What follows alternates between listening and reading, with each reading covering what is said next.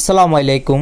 SSC 2025 পরীক্ষার বাংলা প্রথম পত্রের ফাইনাল সাজেশন। এসএসসি পরীক্ষা 2025 আর বেশি দেরি নেই, আছে মাত্র কয়েকটা দিন। যেহেতু ভিডিওর থাম্বনেল দেখে ভিডিওতে ক্লিক করছেন, তাহলে বুঝতে পারছেন আজকের ভিডিওটা কি নিয়ে হচ্ছে। আজকের ভিডিওতে আমি দেখাবো আপনারা যারা সারা বছর পড়াশোনা করেন নাই, খুব অল্প সময়ের মধ্যে কিভাবে আপনারা বাংলা প্রথম পত্রে ভালো রেজাল্ট করবেন এবং যারা ভালো স্টুডেন্ট তারা কিভাবে A+ পাবেন। আপনারা গদ্য, কবিতা, সহপাঠ কোন অধ্যায়গুলো পড়বেন। যেহেতু আর বেশি হাতে সময় নেই, তাই আপনার এখন সব অধ্যায় পড়া সম্ভব না। গুরুত্বপূর্ণ অধ্যায়গুলো আজকের ভিডিওতে দাগিয়ে দিবে ইনশাআল্লাহ। এমসিকিউ কোনগুলো পড়বেন। একটা বোর্ড পরীক্ষার সবচেয়ে মূল পার্ট হচ্ছে এমসিকিউ বা বহু নির্বাচনী প্রশ্ন।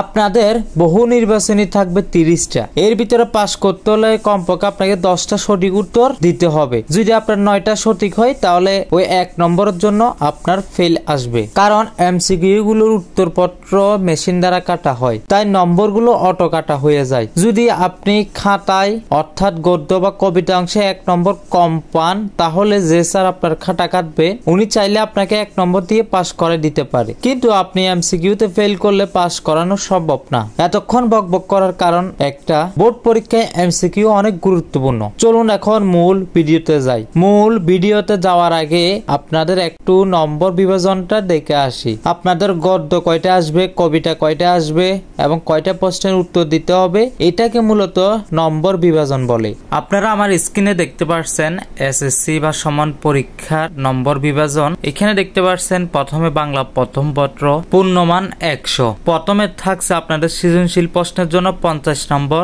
বর্ণনামূলক প্রশ্নের জন্য 20 এবং এমসিকিউ বা বহু নির্বাচনী প্রশ্নের জন্য 30। প্রতিটি সৃজনশীল প্রশ্নের মান থাকবে 10 এবং প্রতিটি বর্ণনামূলক প্রশ্নের নম্বরও 10 এবং প্রতিটি বহু নির্বাচনী প্রশ্নের নম্বর 1, অর্থাৎ এমসিকিউ প্রতিটি নম্বর 1 করে এবং সৃজনশীল এবং বর্ণনামূলক প্রশ্নের জন্য 10 করে। সৃজনশীল কি? মূলত সৃজনশীলে রয়েছে গদ্য, কবিতা, সহপাঠ। আমরা যেগুলাকে মূলত খাতায় লেখা বলি, এগুলো হচ্ছে মূলত সৃজনশীল প্রশ্ন। গদ্য থেকে আসবে যে কোনো 4টি, কবিতা থেকে 4টি, মোট 8টি সৃজনশীল প্রশ্ন থাকবে আপনাদের। ওইখান থেকে আপনাদেরকে গদ্য থেকে ন্যূনতম 2টি এবং কবিতা থেকে ন্যূনতম 2টি করে মোট 5টি প্রশ্নের উত্তর দিতে হবে। অর্থাৎ আপনাদের গদ্য থেকে এবং কবিতা থেকে 8টি প্রশ্ন থাকবে। ওইখান থেকে আপনাদেরকে গদ্য থেকে 2টা বাধ্যতামূলক এবং কবিতা থেকে 2টা বাধ্যতামূলক দিতে হবে এবং আরেকটা আপনারা যেখান থেকে পছন্দ হয় গদ্য বা কবিতা ওইখান থেকে দিয়ে মোট 5টা প্রশ্নের উত্তর দিতে হবে। এরপর হচ্ছে সহপাঠ। সহপাঠটা হচ্ছে মূলত উপন্যাসের অংশ। সহপাঠে 4টি বর্ণনামূলক প্রশ্ন থাকবে, 2টির উত্তর দিতে হবে। প্রতিটি প্রশ্নের 2টি অংশ থাকবে, শুধু ক এবং খ।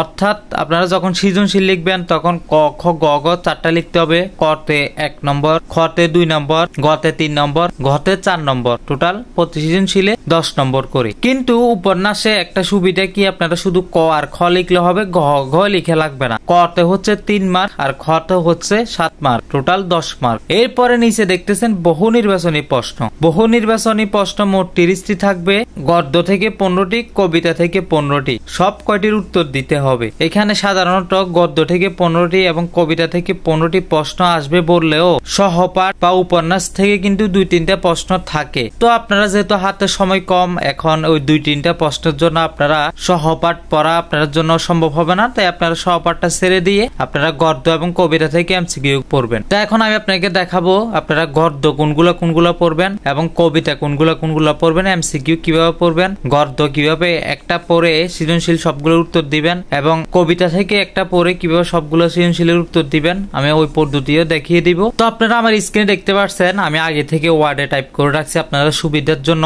আপনাদের বাংলা প্রথম পত্রের সিলেবাসে কিন্তু অনেক গদ্য, কবিতা রয়েছে, শুধুমাত্র উপন্যাসে 2টি অধ্যায় রয়েছে আর তাছাড়া বাকি সবগুলোতে কিন্তু একাধিক অধ্যায় রয়েছে। তো যেহেতু হাতে সময় কম, ওই কারণে আমি আপনাদেরকে শর্ট সাজেশন হিসেবে কিছু গুরুত্বপূর্ণ গদ্য এবং কবিতা আপনাদের সামনে তুলে ধরছি। আপনারা এগুলো যদি পড়েন, এখান থেকে আপনাকে টোটাল 5টি প্রশ্নের উত্তর দিতে হবে। তা আমি এখানে আপনার জন্য গদ্য থেকে 5টি এবং কবিতা থেকে 5টি, টোটাল 10টি রেখেছি। এখান থেকে আপনারা যদি 10টা খুব ভালোভাবে পড়েন, ইনশাল্লাহ আপনারা 5টা আনসার করতে পারবেন। 5টা আনসার করতে পারলে আপনাদের 50 মার্ক, তাহলে আপনাদের 5 মার্ক হয়ে যাচ্ছে। তো আপনারা আমার স্ক্রিনে দেখতে পাচ্ছেন, প্রথমে আমি রেখেছি গদ্য।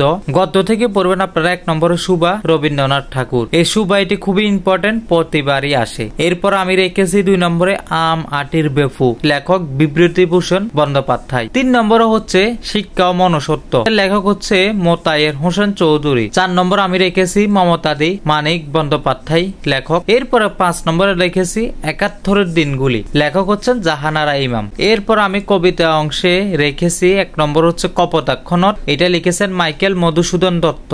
এরপর হচ্ছে রানার কবিতার লেখক সুকান্ত ভট্টাচার্য। 3 নম্বরে রেখেছি তোমাকে পাওয়ার জন্য হে স্বাধীনতা, এই গল্পের লেখক শামসুর রহমান। এরপরে 4 নম্বর আমি রেখেছি স্বাধীনতা এ শব্দটি কিভাবে আমাদের হলো, লেখক হচ্ছেন নির্মলেন্দু গুণ। 5 নম্বর হচ্ছে বঙ্গবাণী, এটার লেখক আব্দুল হাকিম। এই টোটাল হচ্ছে আপনাদের 10টা অধ্যায় আমি রেখেছি, গুরুত্বপূর্ণ ইম্পর্টেন্ট থেকে। আপনারা যদি এখান থেকে পড়েন ইনশাল্লাহ কমন পাবেন। এখানের বাইরে প্রশ্ন দিবে না, দিলেও আপনারা এখান থেকে 5টা ইজিলি কমন আসবে আপনাদের ইনশাল্লাহ। তো আপনারা এখন বলতে পারেন এগুলা তো 10টা অধ্যায়, মানে এখন অনেক পড়ার সময় নাই, কিভাবে পড়বো? দেখেন, বাংলা বিষয়টা মূলত খুবই সহজ, একদম সহজলভ্য ভাষায় আমরা এটা আমাদের মনের ভাষার মতো এটা প্রকাশ করতে পারি। বাংলাতে আমরা বানিয়ে লিখে পাশ করে ফেলতে পারি, কোনো সমস্যা নাই। এটা কোনো গণিত, আইসিটি, বিজ্ঞান বা আপনার অন্যান্য সায়েন্সের কোনো বিষয় না যেগুলো আপনি বানাই লিখতে পারবেন না, ওইখানে সূত্র থাকে, এরকম কোনো বিষয় না। এটা একদম ইজি বাংলা বিষয়, যারা বুঝে।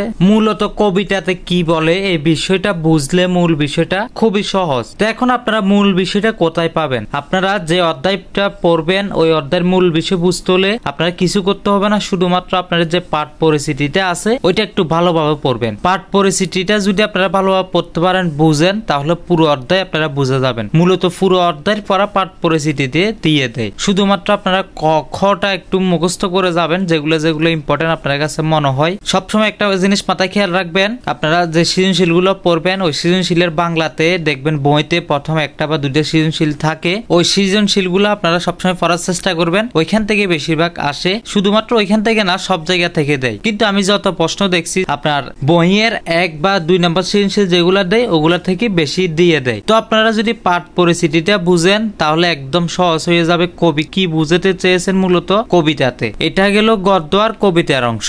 এরপরে আসি নাটক ও উপন্যাস। আপনারা দেখতে পাচ্ছেন সবসময় বাংলা প্রথম পত্রে নাটক ও উপন্যাসে কাকতাড়ুয়া আর বহিপীর এই 2টা অধ্যায় আছে, আর কোনো অধ্যায় নাই। এইখান থেকে আপনাদের 4টা দিবে, 4টা থেকে আপনাদেরকে 2টার উত্তর দিতে হবে। এই 2টাতে 20 মার্ক। তো আপনারা কি করবেন, কাকতাড়ুয়া আর বহিপীর এগুলা হচ্ছে অনেক বড় গল্প, এগুলো আপনারা পড়তে গেলে অনেক সময় লাগবে। তো আপনারা একটা কাজ করবেন, এগুলো তো ফালাই দেওয়া যাবে না, এগুলো পড়তে হবে। এখানে 20 মার্ক। আপনারা যে কোনো একটা পড়বেন, যে কোনো একটা বহিপীর বা কাকতাড়ুয়া একটা পড়বেন, 2টা পড়ার প্রয়োজন নাই। বা কাকতাড়ুয়া পড়তে পারেন, ওইখান থেকে আপনার 2টা প্রশ্ন থাকবে। যেহেতু বলছে 4টা প্রশ্ন 2টা থেকে, তাহলে 1টা থেকে 2টা করে দিবে অবশ্যই। তো আপনারা এটা একটা পড়বেন, যে আপনাদের কাছে যেটা সুবিধা হয় ওইভাবে একটা পড়তে পারেন, কোনো সমস্যা নাই। সবাইকে পরীক্ষার জন্য শুভেচ্ছা, অভিনন্দন। সবাই ভালো থাকবেন, সুস্থ থাকবেন। আজকের ভিডিওটা এই পর্যন্ত।